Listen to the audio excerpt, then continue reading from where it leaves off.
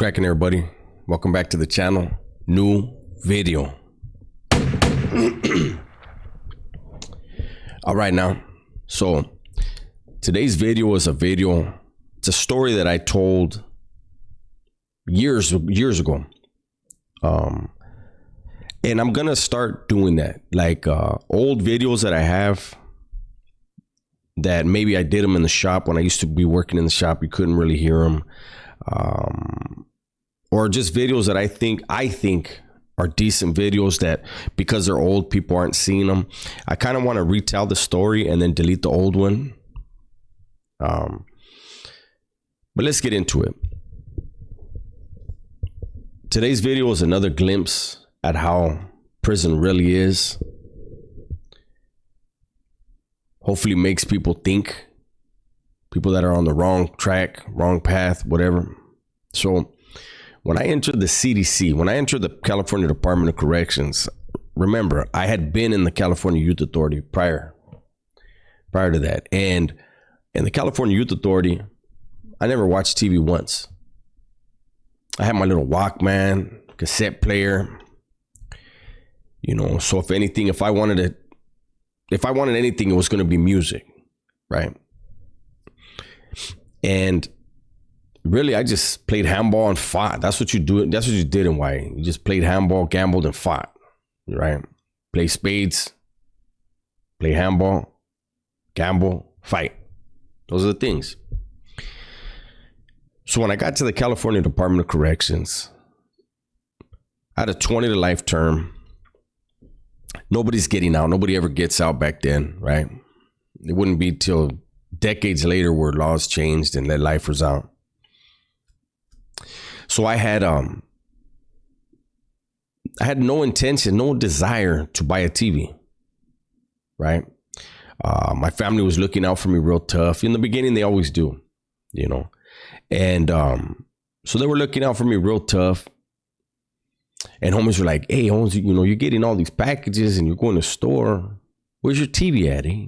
Get you a TV. I was like, man, fuck a TV, Holmes. I don't want a TV. I had my cassette player. I wasn't tripping, right? And, older homies that I would listen to were like, look, Holmes, you're gonna do a pegada sooner or later. You're going to do some shoot time. You can't take your cassette player with you. You ain't gonna have no music. You can't get a radio, none of that. You're gonna need a TV, Holmes. You're gonna need a TV to pass the time when you're not studying and working out and shit, right? I was like, all right, I'll get one sooner or later. But I remember I was in the cell. My cellie didn't have a TV. He was an older cat. He didn't have a TV, and I didn't have my TV yet. Again, I was just, not interested at the time. And homies would come by and they would look, hey, what's up, homie? How you doing? I'm chilling. How you doing? I live next to the shower.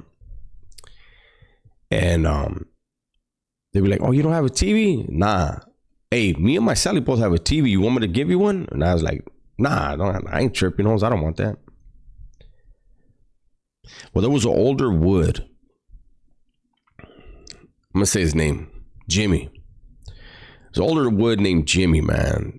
Jimmy was cool as fuck. And this dude had been down for a while already. This is in 1995 at this point. And he had been down for at least 15 years minimum at this point, right? He had a reputation when he was in old Folsom back when, before they slammed everybody. He had put in a lot of work and, he was well respected there. He comes to shower one day and he's like, hey, what's up, Ese? And I was like, hey, what's up, Big Jimmy? And he was a short guy, right? But, and he looks and he goes, hey, you don't have a TV?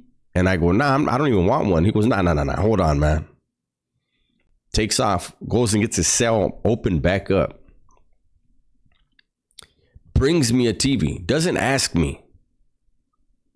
Hey, let me give this to this guy. He tells the tower. The tower opens the door, boom. And he's like, here, whenever you get one, I don't care how long it takes. Whenever you get a TV, man, just give me mine back. I'm like, hey, Jimmy, I don't even want a TV, homie. He's like, take the TV, homie. All right, gracias. That's how cool this dude was, eh? Other homies offered, hey, you sure? Jimmy was a wood. Saw two men in the cell, no TV. That wasn't okay with him. In his heart and his mind, he was like, nah, they got to have a TV in there. He doesn't ask, he just brings it. He earned major points with me. I had love for that dude. He worked in the kitchen, would always make sure we had food and shit. We always had, like I said, my family was looking out for me, but he would always come by, slide us something when it was a good dinner, like the burritos were usually pretty good. Popeyes were pretty good, and he'd slide stuff. And never asked for nothing. When I would get a package, we always look out for all the homies, right? But I always made sure, boom, Jimmy had something too. Me and Jimmy were really cool. Okay. Now, on the yard, I had a guy that was a friend of mine at the time. We had a falling out later.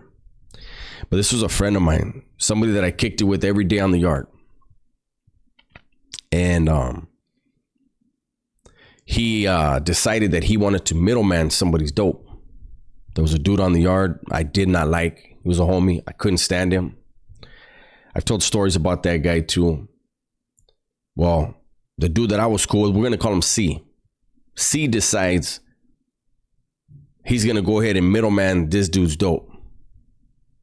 So there's no heat on the guy whose dope it actually belongs to, because C's going to push it for him. Right?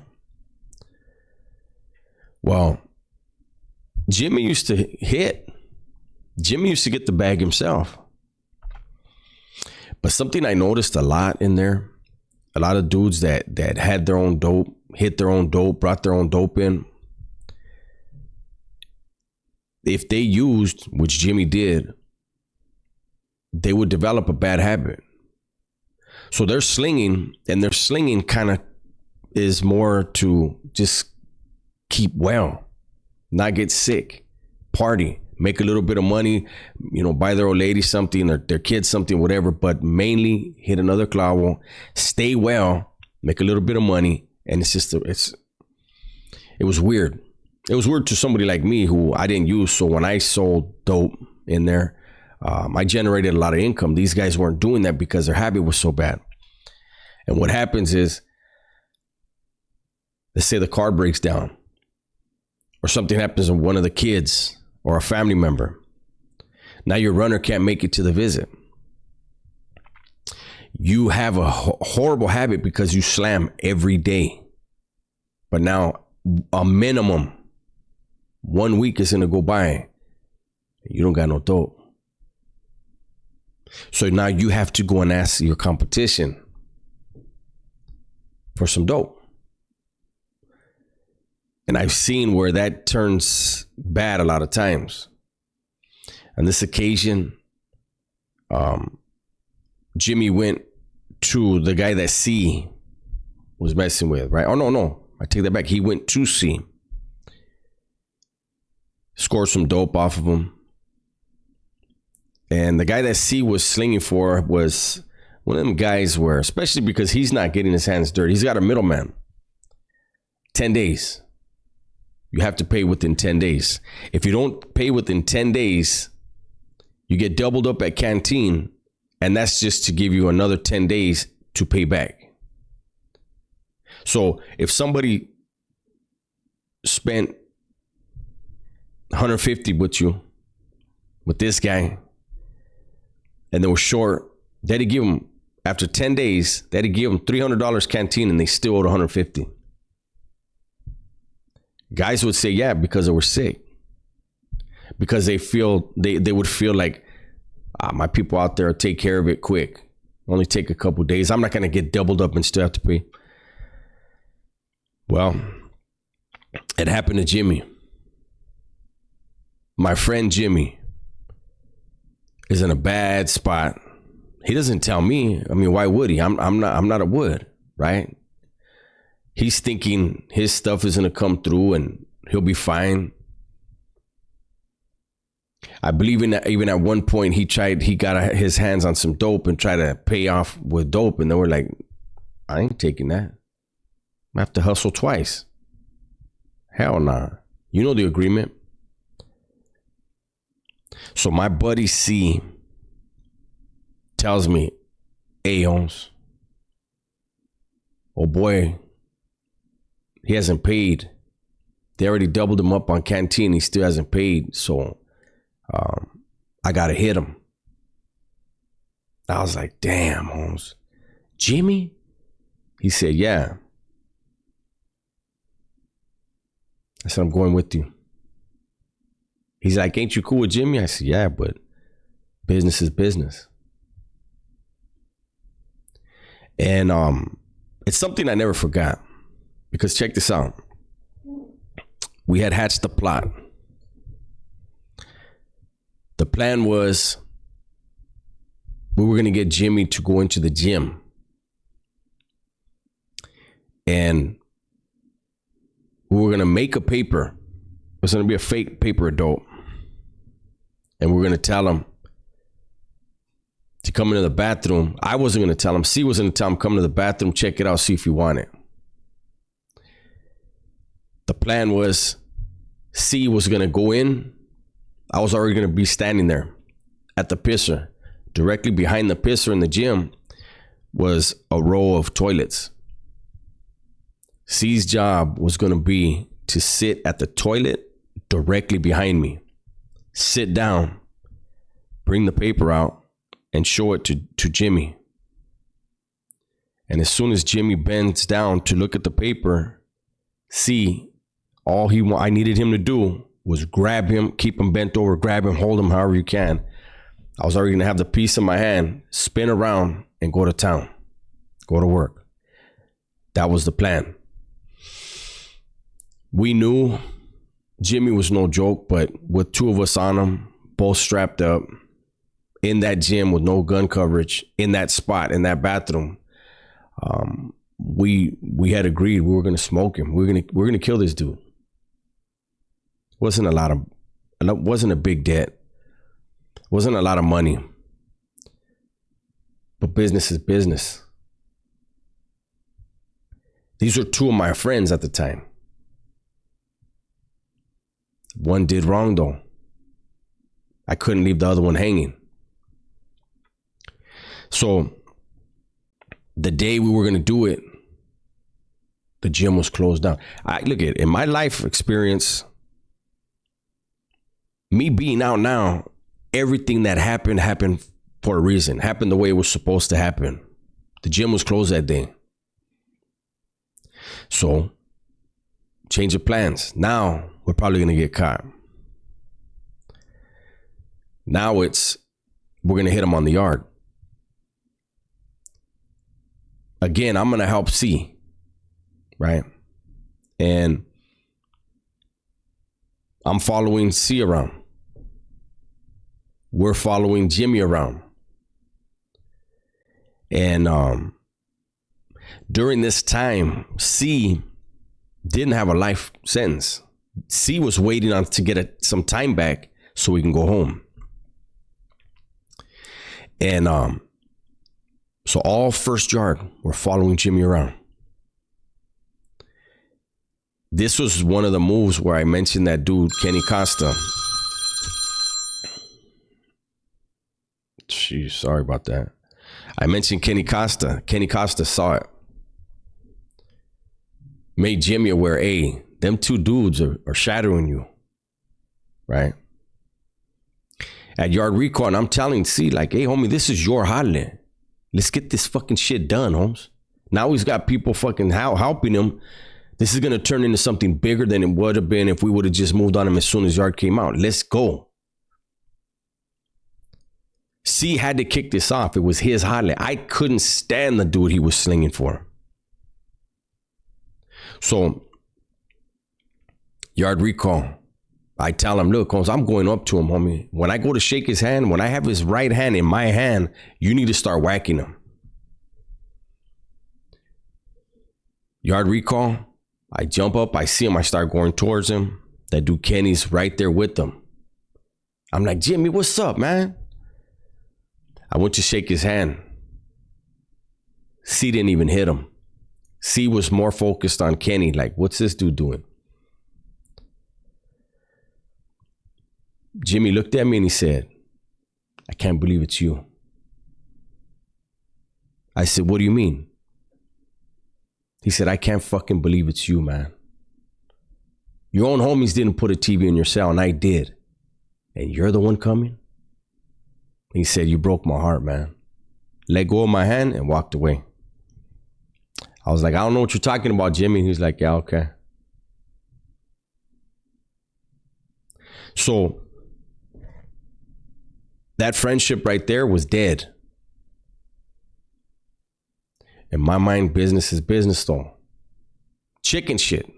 Looking back, I know it is. At the time, I don't look at it like that. But I know my friendship with him is dead. I turn around and I tell C, what the fuck happened, homie? What are you doing, eh? Like, that's what we were supposed to hit him right there. He says, we'll hit him next yard, eh? You gonna be able to sneak out? I go, well, fuck yeah, I'm gonna sneak out, Holmes.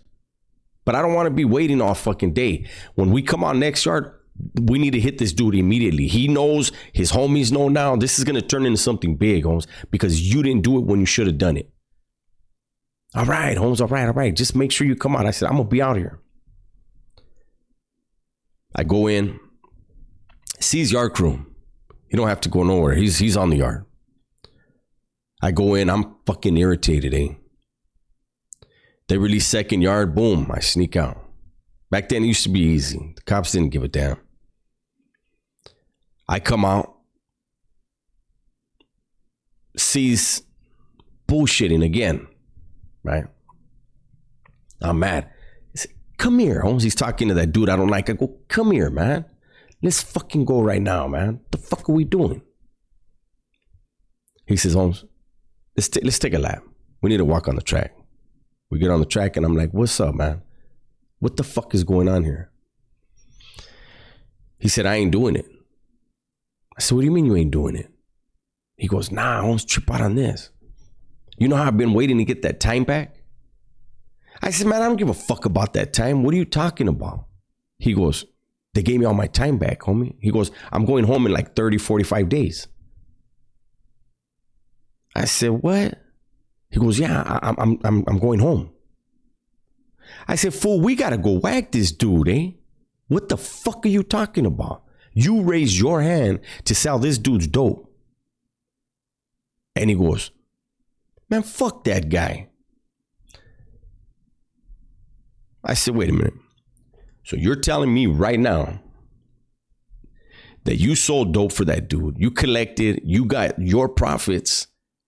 And now that they're telling you you're going home, you're willing to do 30 to 45 days looking over your shoulder because now you're reneging on your agreement with this fucking dude. And he goes, man, fuck that guy. I said, yeah, fuck him. I don't like him. But your word, homie, you gave your word. You profited off of this. He goes, fuck that, Holmes. What's he going to do? And he told me, you know what he even asked me? I said, what? He asked me if you would do the hot leg because I went and told him straight out, hey, they just let me know I'm going home, Holmes. So you're going to have somebody else, find somebody else to do it. And he goes, and he asked me if you would do it. He goes, and I told him straight out, man, that Vato don't even like you. Why would he do that for you?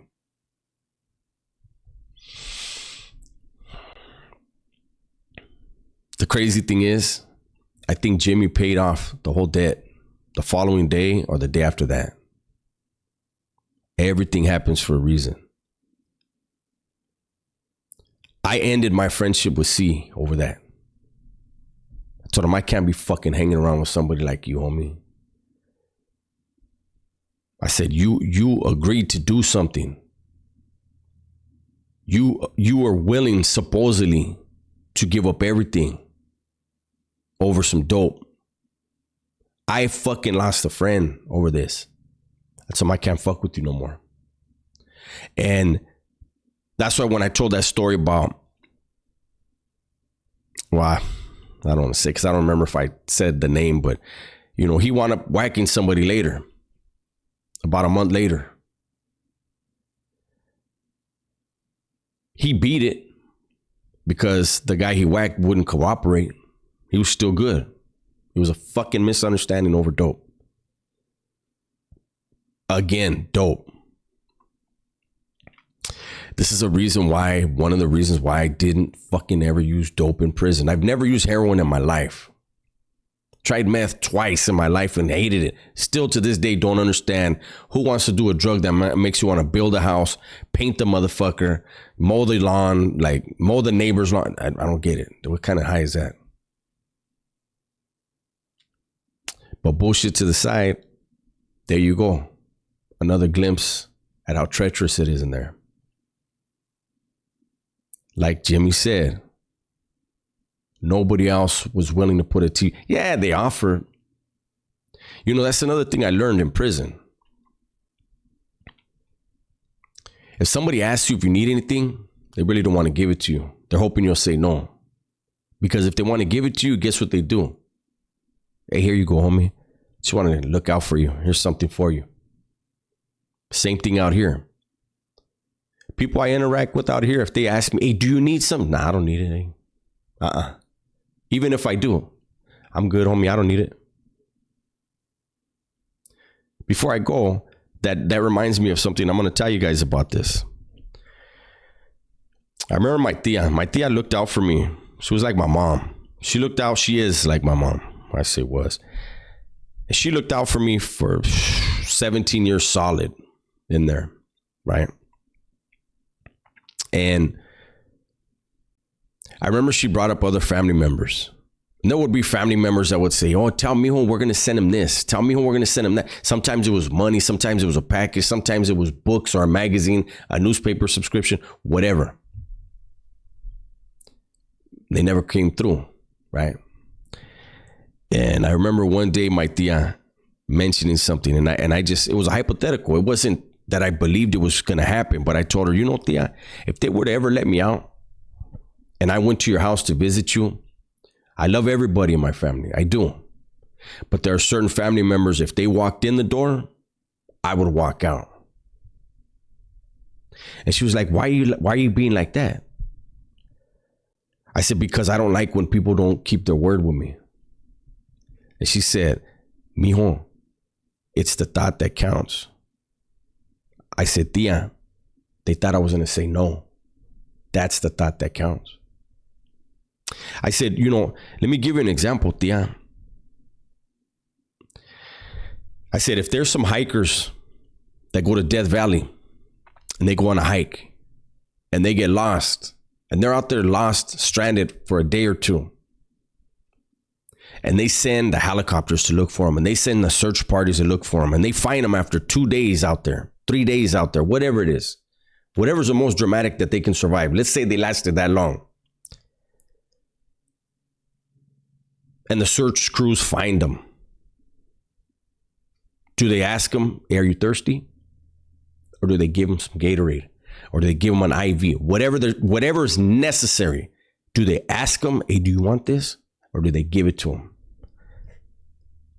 I said, they give it to him right there? She goes, yeah. I said, well, I'm stranded in the fucking desert. Why are they asking me? So anyways, that's just the thing. You know, a lot of you guys, if you have somebody in your life, your family that's behind the walls, just know a lot of us think that same way. If you're asking me if I need something when you know my situation, then you don't want to help my situation. You don't want to help me better my situation. You just want to have your little ego feel better. Why offered him? Yeah, you offered him words. You didn't want to do it because you would have just done it. Anyways, with that said, that's my video for today. Hopefully you guys enjoyed it. Everybody, please be safe, be smart, and tell the ones you love that you love them. I'm out.